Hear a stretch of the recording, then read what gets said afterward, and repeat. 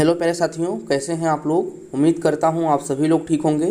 Friends, एक बार फिर से आपका स्वागत है हमारे यूट्यूब चैनल मेडी साइंस ट्यूटोरियल में। फ्रेंड्स, आप सभी को पता होगा इस समय हम लोग यूपी मुख्य सेवका का प्रिपरेशन कर रहे हैं, जिसमें इस समय हम लोग महत्वपूर्ण प्रश्नों को सॉल्व कर रहे थे। अगर आज के टॉपिक की बात करें तो आज हम लोग सार्वभौमिक टीकाकरण के महत्वपूर्ण प्रश्नों को सॉल्व करने वाले हैं। सार्वभौमिक टीकाकरण के प्रश्नों को हम दो भाग में लेकर आएंगे। पहला आपका जो रहेगा इसमें 20 प्रश्न रहेगा और दूसरा जो भी आपका रहेगा उसमें 20 प्रश्न रहेगा। तो टोटल आपको सार्वभौमिक टीकाकरण के 40 प्रश्न मिल जाएंगे और 40 के 40 प्रश्न बहुत ही इंपॉर्टेंट रहेंगे। अगर आप इस 40 प्रश्न को अच्छे से पढ़ लेते हैं और इसमें जो भी बातें और बताई जाती हैं उसको पढ़ लेते हैं तो आपका यहाँ पे सार्वभौमिक टीकाकरण का जो टॉपिक है आपका क्लियर हो जाएगा। हालांकि मैं इसका थ्योरी लेक्चर भी लेकर आऊँगा, लेकिन पहले हमें इसका क्वेश्चन मिल गया तो मैं सोचा पहले आपको क्वेश्चन ही करा देता हूं। तो फ्रेंड्स, प्रश्नों को शुरू करने से पहले एक आपको सूचना बता देते हैं। एक हमारा प्राइवेट ग्रुप है जिसको हमने 2 दिन पहले लॉन्च किया है। उस ग्रुप में आप जाके बहुत सी सारी चीज़ों को प्राप्त कर सकते हैं, जैसे कि आपको ई बुक मिल जाएगा, PDF आपको मिलेगा और साथ में PDF में जो आंसर लगा नहीं रहता था पहले वो आपको लगा मिलेगा और साथ में आपको 2 क्विजेज मिलेंगे और साथ में जब तक आपका पेट एग्जाम चल रहा है तब तक पेट एग्जाम तक आपको 2 क्विजेज और एक्स्ट्रा दी जाएंगी। मतलब कि दिन में पूरे 4 क्विज होंगे। आपको ई बुक मिलेगा, आपको PDF मिलेगा और साथ में आपको समय समय पर आपके टीचर्स आपसे काउंसलिंग करेंगे, यानी कि आपकी पढ़ाई कैसे चल रही है और आपको कहाँ पे दिक्कत आ गया है इसके बारे में भी आपसे पूछा जाएगा। तो कुल मिला के आपके लिए बहुत ही अच्छा बैच है। अगर हम प्राइस की बात करें तो 3 महीने के लिए आपको 49 रुपये पे करने होंगे। तो 49 रुपये कोई बहुत भारी भरकम फीस नहीं है। आप इसको पे करके आप हमारे प्राइवेट ग्रुप में आ सकते हैं और अपने पढ़ाई को और अच्छा बना सकते हैं। अगर इसके लिंक की बात करें तो लिंक हम डिस्क्रिप्शन बॉक्स में दे रहे हैं और वहाँ पे आप पेमेंट करके डायरेक्ट आप ग्रुप में आ सकते हैं। आपको कहीं और भी मैसेज करने की ज़रूरत नहीं होगी। अगर और कोई डाउट आपको रहता है तो हमारा व्हाट्सएप नंबर 33077 8182 पर आप जुड़ सकते हैं और वहाँ पे आप अपनी बातें को शेयर कर सकते हैं और सारी चीज़ें पता लगा सकते हैं। तो चलिए फ्रेंड्स, अब आते हैं अपने पहले प्रश्न पे। अगर यहाँ पे हम पहले प्रश्न की बात करें तो पहला प्रश्न यहाँ पे हमारा कह रहा है कि भारत में सर्वप्रथम टीका किस वर्ष प्रारंभ हुआ था। यानी कि अगर भारत में टीकाकरण की बात किया जाए तो इसका प्रारंभ कब हुआ था। 1970 में हुआ था, 1975, 1978 या फिर आपका 1980 में हुआ था। तो अगर इसके सही आंसर की यहाँ पे बात किया जाए तो आपके भारत में सर्वप्रथम टीकाकरण 1978 में शुरू हुआ था। और अगर हम इसकी बात करें कि किस रूप में शुरू हुआ था तो एक्सपेंडेड प्रोग्राम ऑफ इम्यूनाइजेशन के रूप में शुरू हुआ था। किस रूप में शुरू हुआ था? एक्सपेंडेड, ठीक है, एक्सपेंडेड प्रोग्राम ऑफ इम्यूनाइजेशन, ठीक है, इम्यूनाइजेशन के रूप में ये शुरू हुआ था। तो आप इसको ध्यान में रखिएगा कि भारत में सर्वप्रथम 1978 में एक्सपेंडेड प्रोग्राम ऑफ इम्यूनाइजेशन के रूप में टीकाकरण शुरू हुआ था। तो पहले का आंसर आपका क्या हो जाएगा? सी हो जाएगा। ठीक है बच्चे, चलिए आ जाते हैं अपने अगले प्रश्न पे। अगला प्रश्न यहाँ पे हमारा सेकंड नंबर का और सेकंड नंबर का प्रश्न कह रहा है कि भारत में टीकाकरण किस मंत्रालय द्वारा प्रारंभ किया जाता है। बहुत ही इंपॉर्टेंट क्वेश्चन है। ये कह रहा है कि जो भारत में टीकाकरण के कार्यक्रम शुरू किए गए हैं या फिर चलाए जा रहे हैं वो किस मंत्रालय के द्वारा चलाए जा रहे हैं। आप सभी को पता होगा कोई ना कोई कार्यक्रम जब भी आता है तो एक मंत्रालय के द्वारा संचालित किया जाता है। अगर हम यहाँ पे बात करें सब बढ़ें तो आपका किसका हो जाता है? शिक्षा मंत्रालय का हो जाता है। ठीक है, ऐसे कुछ आपके गृह मंत्रालय के यहाँ पे योजनाएं निकलती हैं। उसी प्रकार से अगर बात की जाए कि टीकाकरण किस मंत्रालय के द्वारा प्रारंभ किया गया है तो आपका स्वास्थ्य एवं परिवार कल्याण मंत्रालय के द्वारा यहाँ पे क्या किया गया है? प्रारंभ किया गया है। अब आप कमेंट करके ये बता सकते हैं कि स्वास्थ्य एवं परिवार मंत्रालय के इसमें मंत्री कौन है। ठीक है, तो इसको आप कमेंट के माध्यम से बता सकते हैं और आपको याद भी हो जाएगा। ठीक है, तो टीकाकरण की अगर बात किया जाए भारत में तो इसका कौन मंत्रालय देखता है? स्वास्थ्य एवं परिवार कल्याण मंत्रालय देखता है। ठीक है बच्चे, चलिए आ जाते हैं अपने अगले प्रश्न पे। अगला प्रश्न यहाँ पे हमारा 3rd नंबर का है। 3rd नंबर का प्रश्न कह रहा है कि भारत में सार्वभौमिक, ठीक है, यहाँ पे सार्वभौमिक होगा, भारत में सार्वभौमिक टीकाकरण कार्यक्रम किस वर्ष प्रारंभ किया गया था। तो देखिए यहाँ पे 2 पॉइंट आप लोग ध्यान रखिएगा। अगर आता है कि भारत में सर्वप्रथम टीकाकरण कब प्रारंभ किया गया, किस वर्ष प्रारंभ किया गया, तो ये आपका हो जाएगा 1978। लेकिन अगर यहाँ पे बात किया जाए सार्वभौमिक टीकाकरण की तो सार्वभौमिक टीकाकरण आपका जो प्रारंभ किया गया था वो कब प्रारंभ किया गया था? वो आपका 1985 में प्रारंभ किया गया था। तो ऑप्शन नंबर यहाँ पे आपका सेकंड वाला सही जाएगा। ठीक है, नॉर्मल टीकाकरण की बात करें तो 1918, लेकिन अगर ऐसा आता है कि सार्वभौमिक टीकाकरण की शुरुआत कब हुई तो 1985 में देखने को मिलेगा। ठीक है, तो इसका विस्तारण हुआ था। ठीक है, और सार्वभौमिक टीकाकरण 1985 में शुरू हुआ। ठीक है बच्चे, तो 2 पॉइंट आपको यहाँ पे समझ में आ गया होगा। ठीक है, चलिए बच्चे आ जाते हैं अपने अगले प्रश्न पे। अगला प्रश्न यहाँ पे हमारा 4 नंबर का है और आपका 4 नंबर का प्रश्न कह रहा है कि दिए गए विकल्पों में कौन सार्वभौमिक टीकाकरण का उपदेश नहीं है। तो यहाँ पे उपदेश नहीं होगा बेटा, उद्देश्य नहीं है। ठीक है, क्या नहीं है? उद्देश्य नहीं है। दिए गए विकल्पों में कौन सार्वभौमिक टीकाकरण का उद्देश्य नहीं है। तो ऑप्शंस को हम पढ़ते हैं और बताते हैं आपको कौन सा यहाँ पे उद्देश्य नहीं है। ठीक है, तो यहाँ पे टीकाकरण कवरेज का प्रसार, निगरानी हेतु जिला स्तरीय प्रणाली विकसित करना, निगरानी हेतु पंचायत स्तरीय प्रणाली विकसित करना, या फिर वैक्सीन निर्माण हेतु आत्मनिर्भरता प्राप्त करना। तो देखिए यहाँ पे अगर जिला स्तरीय बात किया जाए तो जिला स्तरीय उस समय बच्चे था, लेकिन निगरानी हेतु पंचायत स्तरीय प्रणाली विकसित नहीं था। तो ऑप्शन नंबर यही उपदेश में नहीं, ठीक है, उद्देश्य यही नहीं था, ठीक है। उद्देश्य क्या नहीं था कि पंचायत यानी कि गांव-गांव में जो टीकाकरण का कार्यक्रम है ये विकसित करना नहीं था, ठीक है। जिला तक था लेकिन पंचायत तक नहीं था, ये बात आप लोग ध्यान रखिएगा। तो ये इसका उद्देश्य नहीं है, ठीक है। चलिए फ्रेंड्स, आ जाते हैं अपने अगले प्रश्न पे। अगला प्रश्न यहाँ पे हमारा 5 नंबर का है और आपका 5 नंबर का प्रश्न कह रहा है कि गर्भवती महिला को गर्भावस्था के दौरान टिटनेस डाक्साइड यानी कि टीटी के कितने टीके लगवाने चाहिए। यानी कि जो आपकी गर्भवती महिलाएं होती हैं गर्भावस्था के दौरान टीटी यानी कि टिटनेस के कितने यहाँ पे टीके लगवाने चाहिए। 2 टीके लगवाने चाहिए, 3, 4 या फिर आपका 5। तो ध्यान रहेगा कि जो भी गर्भवती महिलाएं होती हैं गर्भावस्था के दौरान उनको 2 टीके लगते हैं टीटी के, ठीक है। TT1 उसको कहते हैं और आपका TT2 कहते हैं। ये आपका जो TT1 होता है और TT2 होता है, आपके बच्चे और माँ दोनों के लिए बहुत ही बेहतर होता है। इसी की वजह से आपको टिटनेस रोग नहीं हो पाता है, ठीक है। चलिए आ जाते हैं अपने अगले प्रश्न पे। अगला प्रश्न यहाँ पे हमारा 6 नंबर का और 6 नंबर का प्रश्न कह रहा है कि गर्भावस्था के दौरान महिलाओं को टिटनेस के 2 टीके के मध्य कितने समय का अंतराल होना चाहिए। यानी कि आपका जो TT1 है और TT2 है इसके बीच में कितना समय का अंतराल होना चाहिए। तो ऑप्शंस जो आपके दिए हुए हैं 2 सप्ताह हैं, 3 सप्ताह, 6 सप्ताह और 8 सप्ताह। तो यहाँ पे ध्यान रखिएगा कि 4 सप्ताह यहाँ पे होना चाहिए। तो 2 टीकों का अंतराल यानी TT1 और TT2 के बीच 4 सप्ताह का यहाँ पे अंतराल होना चाहिए, ठीक है। 2 हमने बोल दिया गलती से, 4 सप्ताह का यहाँ पे क्या होना चाहिए, आपको अंतराल यहाँ पे होना चाहिए, ठीक है। चलिए आ जाते हैं अपने अगले प्रश्न पे। अगला प्रश्न यहाँ पे हमारा 7 नंबर का है और 7 नंबर का प्रश्न कह रहा है कि जन्म लेने के कितने घंटे के भीतर शिशु को BCG टीका लग जाना चाहिए। यानी कि जो शिशु है अगर वो जन्म ले लिया है तो उसको कितने घंटे के बाद BCG का टीका लगना अनिवार्य हो जाता है। 24 घंटे के अंदर, 48, 36 या फिर आपका 50 घंटे के अंदर। तो इसका देखिए सही आंसर जाएगा आपका 24 घंटे के अंदर। यानी कि आपका जो BCG का टीका होता है ये आपके 24 घंटे के अंदर लग जाना चाहिए। BCG की बात करें तो ये आपके TB को प्रोटेक्ट करता है, यानी कि TB बीमारी नहीं होने देता है।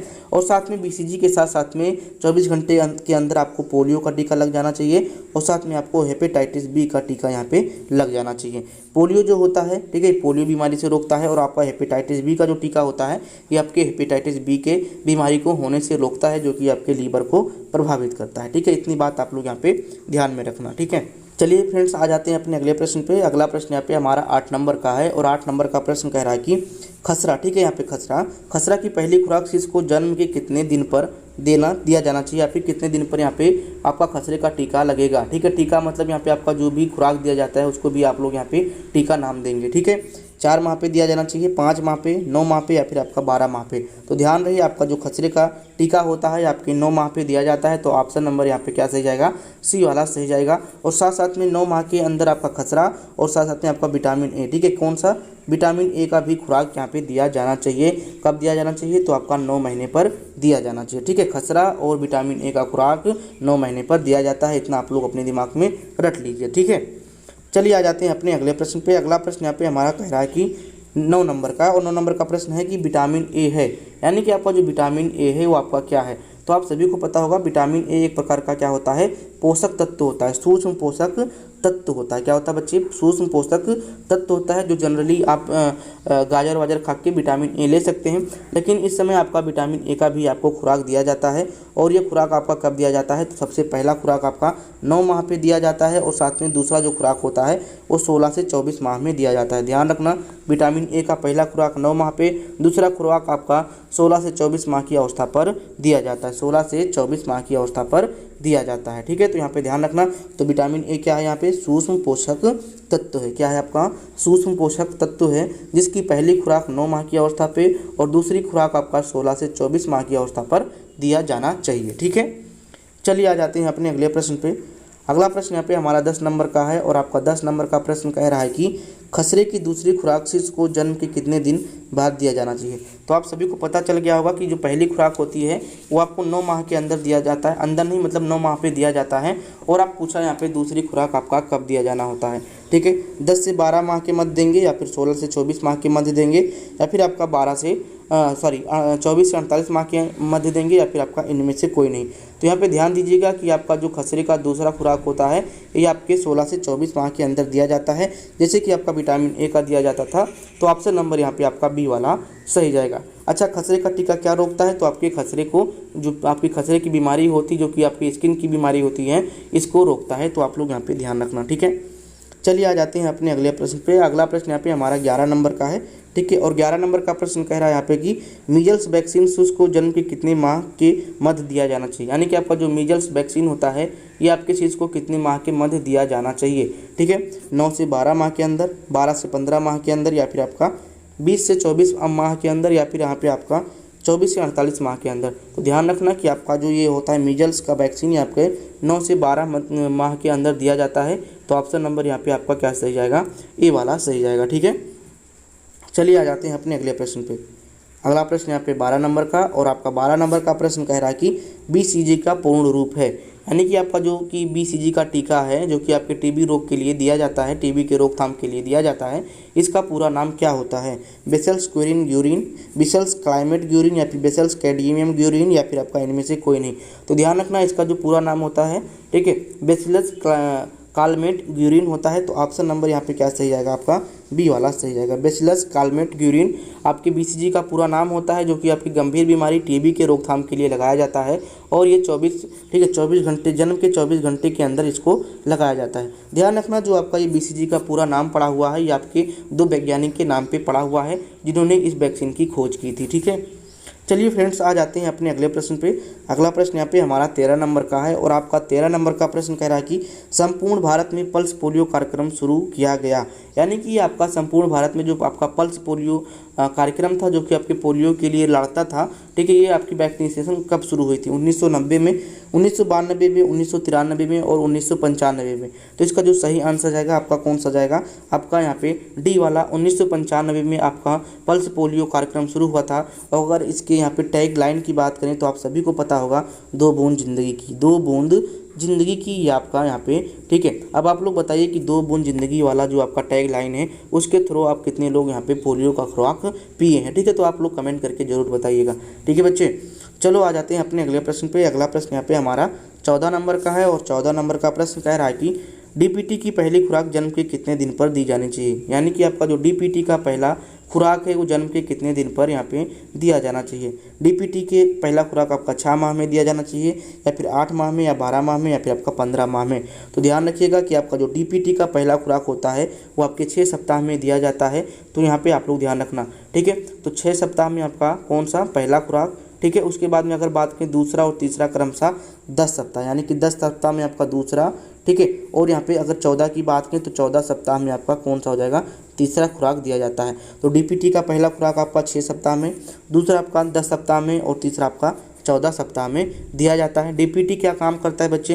तो DPT का आप सभी को नाम पता होगा, ठीक है। Diphtheria pertussis tetanus. डिप्थीरिया मतलब कि डिप्थीरिया रोग को रोकेगा, पर्ट्यूसिस मतलब आपकी जो काली खांसी होती है उसको रोकेगा, और टी यानी कि टिटनेस जो होता है ये आपके टिटनेस रोग को रोकता है। तो ये पॉइंट आपको क्लियर हो गया होगा। इसका हमने थ्योरी लेक्चर भी ले लिया है, तो जितने बच्चे इसका थ्योरी लेक्चर नहीं लिए हैं तो अच्छे से जाकर ले लें, और हमने बहुत विस्तारपूर्वक बहुत सारी चीज़ें इसमें हमने बताई हैं, तो आपको वहाँ पर क्लियर हो जाएगा, ठीक है।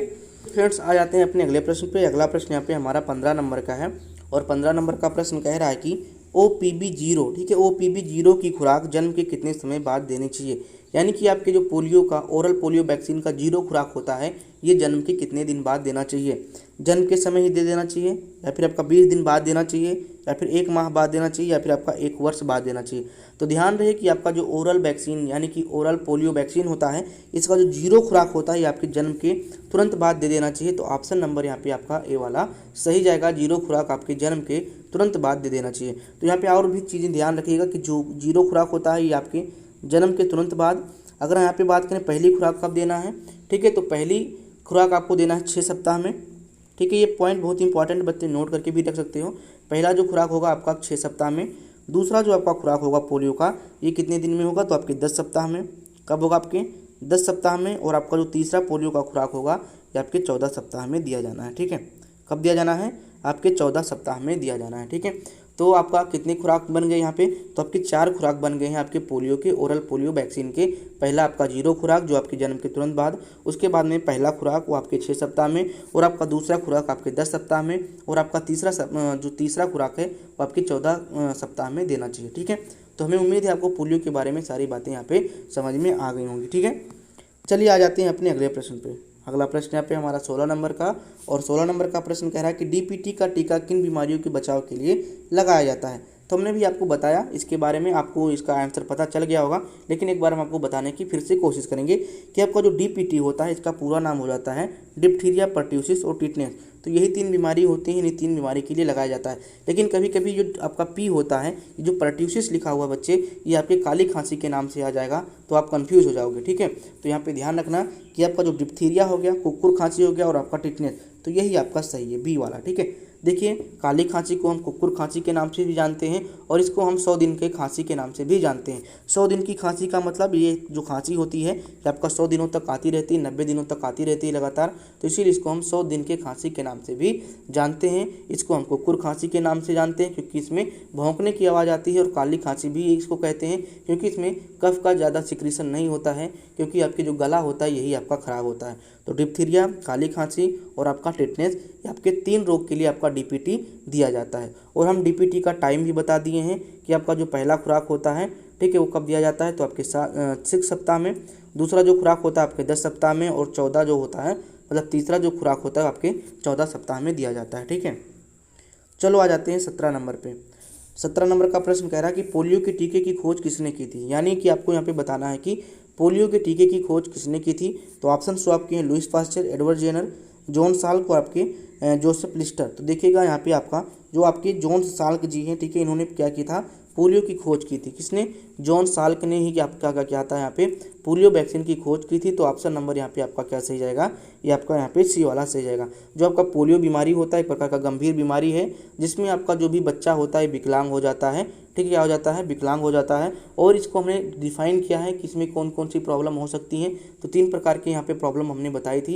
एक आपका रीढ़ का हो जाता है, रीढ़ की हड्डी टेढ़ी हो जाएगी। एक आपका जो मस्तिष्क होता है उसमें बीमारी आ जाएगा, और आपका ये दोनों, एक मस्तिष्क और साथ में रीढ़, दोनों के साथ साथ भी बीमारी हो सकती है। तो 3 चीज़ें हमने यहाँ पे बताई थी। अगर आपने थ्योरी लेक्चर अभी तक नहीं लिया है तो इसका जो लिंक है हम डिस्क्रिप्शन बॉक्स में दे रहे हैं, और जितने बच्चे हमारे बूस्टर बैच में जुड़े हैं उनको तो हम ये लिंक दे ही देंगे, आप लोग वहाँ से पढ़ लीजिएगा। ठीक है, तो आपको सारी पॉइंट यहाँ पे समझ में आ गया होगा कि आपके जो जॉन साल्क जी हैं, इन्होंने ही क्या किया था, आपका यहाँ पे पोलियो की वैक्सीन की खोज की थी। ठीक है, चलिए फ्रेंड्स आ जाते हैं अपने अगले प्रश्न पे। अगला प्रश्न यहाँ पे हमारा 18 नंबर का है, और आपका 18 नंबर का प्रश्न कह रहा है कि भारत को किस वर्ष पोलियो मुक्त घोषित किया गया है। तो आप सभी को यहाँ पे पता हो गया होगा कि आपका जो भारत है आपका पोलियो मुक्त हो गया है, किसके द्वारा, WHO के द्वारा, वर्ल्ड हेल्थ ऑर्गेनाइजेशन के द्वारा आपका जो भारत है ये पोलियो मुक्त हो चुका है। लेकिन फिर भी आपके जो टीके के कार्यक्रम हैं ये आपके चलाए जाते हैं, टीके आपको दिए जाते हैं, ताकि कोई भी बच्चा गलती से भी छूट ना जाए और वो भी बाद में अपना जो पोलियो का वायरस है उसको फैलाए। तो अगर बात किया जाए किस वर्ष में मुक्त घोषित किया गया, तो ऑप्शंस जो आपके हैं 2010 से 2012, 2013 और आपका 2014। तो आप सभी को पता हो गया होगा कि भारत को 2014 में आधिकारिक तौर पर पोलियो मुक्त देश दर्जा प्रदान किया गया। पोलियो के टीके की खोज जॉन साल्क के द्वारा की गई है। तो 2014 में पोलियो मुक्त घोषित हो गया आपका भारत, किसके द्वारा, तो आपके आधिकारिक रूप से WHO के द्वारा यहाँ पे मुक्त हो गया। ठीक है, चलिए फ्रेंड्स आ जाते हैं अपने अगले प्रश्न पे। अगला प्रश्न यहाँ पे हमारा 19 नंबर का है। 19 नंबर का प्रश्न यहाँ पे कह रहा है कि चेचक के टीके का आविष्कार किसने किया था। यानी कि आपका जो चेचक का टीका है इसका आविष्कार किसके द्वारा किया गया है, रॉबर्ट कोच के द्वारा, कार्ल लैंडस्टीनर के द्वारा, एडवर्ड जेनर के द्वारा, या फिर आपका लुईस पास्चर के द्वारा। तो इसका जो सही यहाँ पे आपका आंसर जाने वाला है, ठीक है, एडवर्ड जेनर के द्वारा आपके चेचक के वैक्सीन की खोज की गई थी। जो आपका चेचक होता है ये आपके पॉक्स वायरस के द्वारा फैलता है, किसके द्वारा, आपका पॉक्स वायरस के द्वारा ये आपका फैलता है। ये पॉइंट आप लोग भी नोट करके रख लीजिएगा। ठीक है, जो कि एक प्रकार का अत्यंत कम्युनिकेबल डिजीज़ के रूप में माना जाता है, यानी कि संक्रामक रूप में जाना जाता है आपके चेचक रोग को। ठीक है, और ये आपके पॉक्स वायरस के द्वारा होता है। और चेचक की जो वैक्सीन बनी, जो आपका टीका बना, ये आपके एडवर्ड जेनर के द्वारा बनाया गया था। अब आपको यहाँ पे कमेंट करके बताना है कि लुईस पास्चर और रॉबर्ट कोच का क्या योगदान है आपके माइक्रोबायोलॉजी के फील्ड में। ठीक है, आप लोग जब सर्च करेंगे कहीं भी गूगल पे तो आपको ये चीज़ पता चल जाएगा जाएगा और बहुत ही इंपॉर्टेंट चीज़ है। अगर हम यहाँ पे बता देंगे तो शायद आपके दिमाग में नहीं आएगा, लेकिन अगर आप यहाँ पे सर्च करके देखेंगे तो आपको सारी चीज़ें पता चल जाएंगी। तो आपको कमेंट क्या बताना है कि रॉबर्ट कोच और आपको कार्ल लैंडस्टीनर के द्वारा कौन सी चीज़ें की खोज की गई है। ठीक है, तो यहाँ पे आप लोग ध्यान रखिएगा, कमेंट करके जरूर बताइएगा। टोटल हम लोग यहाँ पे 19 क्वेश्चन कर चुके हैं। आते हैं अपने अगले प्रश्न पे।